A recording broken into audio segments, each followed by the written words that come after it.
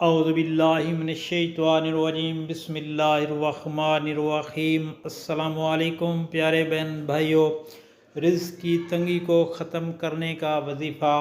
ایک صحابی حضور اکرم صلی اللہ علیہ وآلہ وسلم کی خدمت میں حاضر ہوئے اور عرض کی، اے اللہ کے رسول صلی اللہ علیہ وآلہ وسلم، دنیا نے مجھ سے پیٹھ پھیر لیا ہے، یعنی کہ دنیا میرے سے پیٹھ پھیر لیا، یعنی مجھ پہ انتہائی تنگ دستی اور غربت آ گئی ہے۔ اس کا مطلب یہ ہے تو آپ صلی اللہ علیہ وآلہ وسلم نے ارشاد فرمایا کہ کیا تمہیں وہ تسبیح یاد نہیں جو فرشتوں کی تسبیح ہے اور جس کی برکت سے روزی دی جاتی ہے؟ طلوع صبح کے ساتھ 100 مرتبہ یہ وظیفہ پڑھیں۔ وظیفہ کیا ہے؟ بسم اللہ الرحمن الرحیم، سبحان اللہ و بحمدہ، سبحان اللہ العظیم و بحمدہ، استغفر اللہ۔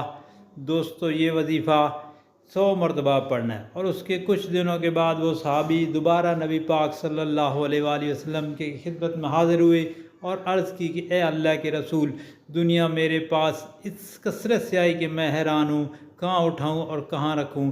دوستو، آپ سے گزارش ہے کہ نبی پاک صلی اللہ علیہ وسلم کا بتایا ہوا یہ وظیفہ آگے دوستوں میں، گھر والوں میں لازمی شیئر کریں۔